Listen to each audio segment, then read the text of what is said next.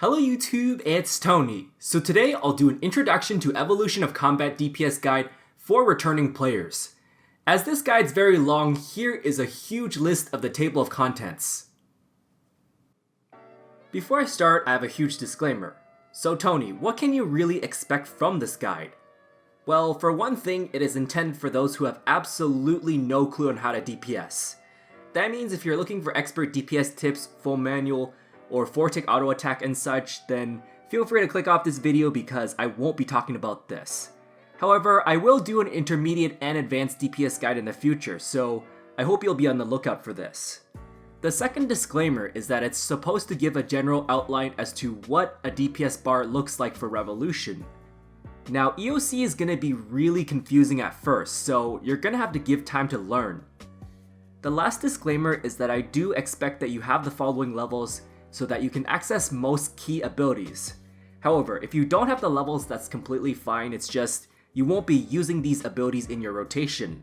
Because of this, I do have a mid-level Abyss guide which explains how you can train your combat skills faster at those levels so that you can unlock these abilities sooner. So to start things off, these are the basics of the evolution of combat in Runescape. All abilities will have certain cooldowns of some sort, so you have to use different ones. Now every ability has what is called a global cooldown, which means you can only activate any ability every 1.8 seconds or 3 ticks. Think of this as a universal attack speed. Also, some offensive combat abilities have either a dual wield or 2H requirement in order to use this. You know how in the olden days a rune 2H has a super slow attack speed, while daggers were the fastest, right? But nowadays attack speed is scaled the same way as ability damage. That means it's best to use either a dual wield setup or a 2H setup, and not one-handed plus a shield. Also, when you're using magic or range, make sure you use your highest level spell or highest ammunition in respect to the highest level you're wielding, as damage is scaled based on the lower result between ammunition or runes and the weapon. Besides, abilities do not consume ammunition or runes. The next section I'll get into is the adrenaline system. Now this is where you prioritize the types of abilities based on how much adrenaline you have. First off, we have the auto attacks, and they'll give you 3% adrenaline every single time. It occurs when no abilities are being fired. Now the auto attack interval is based on the weapon speed. As a beginner, you should generally try to avoid auto attacks, while experts on the other hand, you could use auto attacks to your advantage for extra DPS. For the sake of this video, weaving auto attacks will not be talked about. The first type of abilities to use are basic abilities. These abilities usually do the lowest amount of damage. They also have fairly short cooldowns, which makes this the most popular abilities to use. Every time you cast a basic ability, you'll get plus 8% adrenaline. Next up, we have the threshold abilities. Now this is where adrenaline usage will come into play. It requires 50% adrenaline to use any threshold. However, to use a threshold ability, it only costs you 15%, 1-5, not 5-0. They will do stronger damage than basic abilities with longer cooldowns. And finally, we have what are called ultimate abilities. They will cost the full 100% adrenaline to use. Usually ultimate abilities do one of two things. Either A, you'll get a massive buff by activating this, or B, it does an insane amount of damage. On top of that, most ultimate abilities usually have a 1-minute cooldown. Now how often you'll use ultimates, well that depends on your DPS rotation, so I'm going to cover this later on in more details. The next section I'll get into is yet another categorization of abilities in Runescape.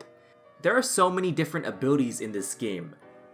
I'm not going to explain each and every single one and what it does, but I'm going to categorize them based on the effects and show you example pictures on screen. First, we have the regular damaging abilities, and they're the most simple effects. They pretty much just do damage and have some minor effects like debuffs or stuns. You can pretty much just read the individual effects if you want, but they're great filler abilities for when you're not sure what ability to use next. An example of this would be Sonic Wave, which does up to 150% damage, while increasing the accuracy of your next ability used by 6%. Then we have the multi-target abilities, and as their description says, it hits more than one target at once. This is very useful for training combat and Slayer effectively just because of how many extra targets it hits. An example of a multi-target ability is Ricochet. It will hit off a target, then bounce off 2 more targets after that. However, it only does 100% damage. Then we have the bleed or damage over time abilities. They will do small damage on multiple hits over a few seconds. Now, some abilities will increase damage if the target moves, which is why people like to say, walk the bleeds. Usually, bleed abilities do more overall damage than a regular ability. However, most damage boosters such as from ultimate abilities do not boost the damage of bleeds. An example of a bleed ability would be Fragmentation Shot. You'll do a combined total of 188% damage over the course of 6 seconds with all hits being equal. If your target moves, you'll do twice the amount of damage. Next up, we have the comboed or channeled abilities. They will take longer than the global cooldown to fully use this. Usually it does strong damage over the course of multiple hits. Moving will also cancel the channeled abilities. Speaking of cancelling channeled abilities, many people like to do this for optimal DPS. Now this is where it becomes a little bit tricky for newcomers as it does require you manual input. An example of a channeled ability would be Destroy. This full channeled ability lasts 4.2 seconds, with each hit dealing up to 188% ability damage and 4 hits in total. And finally, we have movement abilities. They will allow you to dash towards a target or spot in an area instantly. Some do damage while others do not. It is generally really nice for doing skilling, clue scrolls, or pretty much just running around basically. An example of this would be Surge. When you activate Surge, your character will teleport you up to 10 tiles in whichever direction you're facing. The next section I'll get into are the recommended unlockable abilities. As not every ability is unlocked by default, you're gonna have to earn it in game somehow. Now these abilities listed here are the most important ones to go after first for beginners. Some people would suggest Greater Barge, but trust me, it's not nearly as important for beginners compared to the ones I listed here. The first priority of unlockables would be Corruption Blast and Corruption Shot bleed abilities. They can be unlocked by buying the Mazcap ability codex for each of them. In terms of damage, they're among the best damaging basic abilities for magic and range, dealing up to 300% ability damage, as well as spreading to multiple targets. Yes, I know, this is very expensive for beginners at first, but I just can't stress enough just how important this upgrade is. In fact, it's even more important than getting yourself a tier 90 weapon. This will not only help your magic and range DPS rotations, but it's also good for Slayer and combat training so that you can do your tasks as well as kill monsters faster. The second priority we have are Sunshine and Death's Witness. Both of them are very amazing ultimate abilities for magic and range. Now I know World Wakes is a really tough quest for beginners, but the investment is well worth it. This is yet another key piece to your ability rotations for magic and range. So what this ultimate ability does is when you're standing inside the 7x7 radius after you activate it, it will do 50% more ability damage for the respective combat style. That will last you 30 seconds. The third set of abilities I suggest unlocking are the Tendril Threshold abilities from the Dig Site quest. This is unlocked for all 3 combat styles, and you know what they all have in common? They will do you self-harm damage, but it does an incredible amount of damage to your opponent. How good are they? Well, range is really amazing as a threshold ability. Melee is an okay threshold, while magic, don't even bother with this because it is dead content. And finally, the last set of unlocks I suggest are Sacrifice and Tuska's Wrath. You can unlock them by playing the Anima Islands minigame. They are found in the HP abilities tab, and it actually works with all 3 combat styles. They're really good filler basic abilities for your Revolution rotation, as they also have relatively short cooldowns. Now Tuska's Wrath is also amazing, especially for Slayer. Now that I've talked about the basics of EOC abilities and the best abilities to unlock, let's talk about how you set up Revolution. For newcomers and returning players, this is the recommended combat style setting. You can access this in your gameplay settings by selecting Combat tab and Action bar. There are 3 settings I will suggest for this. The first setting is that you want to set your Revolution size to at least 9, so that automatically triggers the first 9 abilities from left to right, depending on whichever one comes off cooldown first. You may also want to checkbox the threshold and ultimate abilities as you're learning combat. The second set of settings are the action bar settings, which 1, you want to add an ability cooldown timer, and 2, for ability queuing it's optional, but it did help me understand the global cooldown timing for planning ahead on which ability to use next. Finally, action bar binding is really nice quality of life update. Now what it does is that when you equip a weapon, it will automatically switch over to the combat style action bar that's attuned towards that weapon. Here's this demonstration of me setting up for all 3 of these settings, as you can see right here. So here are the best rotations for Revolution++. This is the lowest input as it triggers not only basic abilities but also thresholds and ultimates. This is generally used as a guideline for scratching the surface in terms of ability prioritization. I do have a disclaimer before I start. There are so many ways to build an ability rotation, but this is by far the easiest one to begin with. You can pretty much adjust certain abilities based on the situation. Generally speaking, this is for 1 vs 1 targets that cannot be stunned and do not move. Once again, this assumes that you have the key abilities unlocked, but if you don't have the quests or levels, you can just skip those abilities. However, Revolution will pause if there's no ability off cooldown to use. I'll start with magic, and I'm only going to use a 2-handed setup because Concentrated Blast is a channeled ability. Magic has by far the easiest learning path for beginners just because of how simple these abilities are. Here is the explanation of this rotation. Now, despite Dragon Breath being the second best damaging ability, this actually goes first because not only does this have a short cooldown, but it's also boosted from Sunshine. Speaking of which, this ultimate ability goes next because it will increase the DPS by 50% for non-bleed abilities. After that, you're going to put Corruption Blast. Sonic Wave is your third best basic ability. The first threshold you want to put is Wild Magic. Combust will be your last good basic ability. After this we have Asphyxiate, which is your next best threshold, but it is channeled, so it's going to take longer to fully use than the global cooldown. Finally, fill the rest of your action bar with filler basics, alongside 1 threshold for spare adrenaline. Then we have the range rotations, and you can use either dual wield or 2H. Whether you want to choose dual wield or 2H, that's not a problem at first, but at the end game, dual wield is actually better than 2H. Although range is harder to learn than magic, it offers better DPS later down the road in the end game. So here is the explanation of this action bar.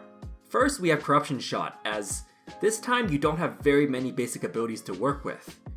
After this we have Death's Witness, which is the range equivalent of Sunshine, and that will do 50% more damage for non-bleed abilities. Then you follow that up with Needle Strike, or if you're using a 2-handed weapon, you're gonna use Dazing Shot.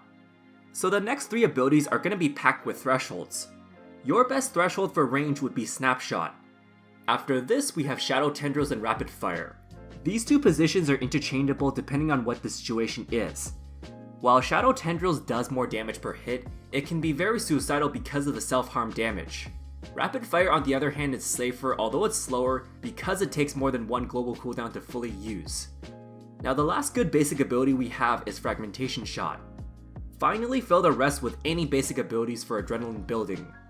Now you might be asking me this question, why is Snipe not included here? Well, that is because it takes too long to use unless you put manual input. And finally, we have the Melee Revolution++ rotations. I strongly recommend using a 2H setup as dual wield has way too many channeled abilities, making this very unfriendly for low input DPS. In general, melee has the most difficult learning curve, although mastering melee can do massive burst DPS at endgame PVM. Now why is this risky, you might ask me? That's because Berserk takes more damage, so it's more dangerous if you're not careful. Here is my explanation of the bar. First, I prioritize Berserk as it makes non-bleed abilities do double the damage for 20 seconds. Assault is your strongest melee threshold available. Then we have Cleave and Sever, and those are your best 2 melee basics. Follow that up with Hurricane, which is your second best melee 2H threshold, and then Smash and Dismember are your 2 next good basic abilities. Now for Blood Tendrils, it's more of a filler threshold on this setup, as that is not boosted by Berserk. And finally, the rest of these basic abilities are just fillers. Alright, so now that we've talked about Revolution++, let's talk about the basic ability priority for regular Revolution. Regular Revolution means that you'll manually hit thresholds and ultimates, which you can uncheck the box in your settings. The whole point of this is to prioritize the highest damage to lowest damaging basics. When it comes to DPS, the key is to build Adrenaline to 100%, then activate the damage boosting ability for the respective combat style. Now, whenever you have more than 50% Adrenaline, you want to hit a threshold. However, if your damage boosting ultimate ability is not on cooldown or is nearly off cooldown, then you want to prioritize building Adrenaline towards this. Now, these action bars are not the most optimal rotations, as it's more tailored towards simplicity. However, I will do an in-depth guide in the future for each combat style, so be on the lookout for this. First up, we have Magic 2H, and Dragon Breath goes first for the same reason as my Revel++ bar. Follow that up with Corruption Blast as usual. Now, some people like to put Sonic Wave as the first slot because it has additional accuracy, but its maximum damage percentage is 157%. After this, you have Combust, and once again, this is your last good basic ability. The rest of these basics are fillers, as they have low damage but relatively short cooldowns. In terms of threshold priority, what you want to do are Wild Magic at first, then Asphyxiate, and finally Deep Impact. Of course, people are gonna say, well, you should use Dedo and G-Staff spec because it's better to use than Deep Impact, and you're right. But like I said before, this is for the simplicity of this video. So the next rotation we have are the Range Dual Wield and 2H. Just like before, Corruption Shot will go first. Then follow that with Needle Strike, as this is a 157% basic. Now, if you are using a 2H setup, then you can substitute this exact position with Dazing Shot. This time, however, Snipe will be on your next slot, as it does up to 219% ability damage. Unfortunately, you're gonna have to cancel this, so in order to do so, what you want to do is either ability queue your next ability that you have in mind that you want to manually press, or if you're not ability queuing, then you just have to press it one tick after it fires. I have ability queuing, so I use the ability queuing option. Otherwise, if you don't do any of these, then Revolution will have a massive delay before automatically hitting the next ability. Now, a lot of people are going to do 3-tick Snipe, but that's going to be patched pretty soon, so you're not going to be able to do this. Speaking of which, ModPie said on a tweet that the delay for Snipe will be removed on Revolution, which will make this viable to use, so that's why I put this on this action bar. In the meantime, if you don't feel like queuing or pressing the next ability after Snipe when your Snipe is channeled, then you're gonna have to put Snipe in the last slot of this rotation instead. Anyway, so your last good basic ability would be Fragmentation Shot. The rest of these are just filler basics for when it comes to building Adrenaline. In terms of threshold priority, that is pretty much the same as my Revel++ bar, so Snapshot over Shadow Tendrils or Rapid Fire depending on the situation, or whatever you feel more confident in using first. And last but not least, we have the melee 2H rotations. That being said, Cleave would be your best basic ability to use. Follow this up with Sever because it has the same damage output but a longer cooldown. Smash is used next as that is a 157% basic. Follow that up with Dismember, which is a high damaging bleed ability, but it does take 6 seconds to fully apply its damage. I didn't include this in the Revel++ rotation, but Fury is next, and that is supposed to be a 157% basic. However, normal Fury does require cancelling to use properly, or else it goes all the way to the end of this action bar. Eventually, when you get Greater Fury, it becomes one full hit of 157% damage, which I've already unlocked, and the damage is exactly the same as normal Fury, just you don't have to cancel it manually. The rest of your basic abilities are fillers. Now, normal Barge is a 125% basic, but it's better used as more of a movement ability. When it comes to threshold priority for 2H, Assault is the strongest, followed by Hurricane, and you could use either Quake or Blood Tendrils depending on whether you're in Berserk or not. Overall, melee doesn't have really good 2H thresholds compared to dual wield, but these threshold options are easier to learn than a dual wield setup. So how exactly do you cancel Fury? Well, here is a demonstration. Unfortunately, I don't have normal Fury on my main account to test that rotation, but the way it works is look at this. When you activate Fury, you're gonna ability queue your next ability, or if you're not using ability queuing, you would hit the next ability manually after 2 hits of Fury. Normally Fury does 3 hits, but if you're cancelling this, you only need to hit twice. Those who have made it this far, this is the conclusion of this video. This guide took me a while to write as I wanted to make this not only comprehensive but also easy to learn at the same time. This is by no means a perfect one-size-fits-all guide since there will be people who are already good at DPS while others who know nothing or such. All in all, I'm definitely open to constructive feedback, so don't hesitate on this as this will definitely improve my future PVM guides. So yeah, thanks for watching and I hope it helps. If I missed anything, feel free to ask. Also, be sure to subscribe if you haven't done so already, because I will do DPS related and bossing guides in the future.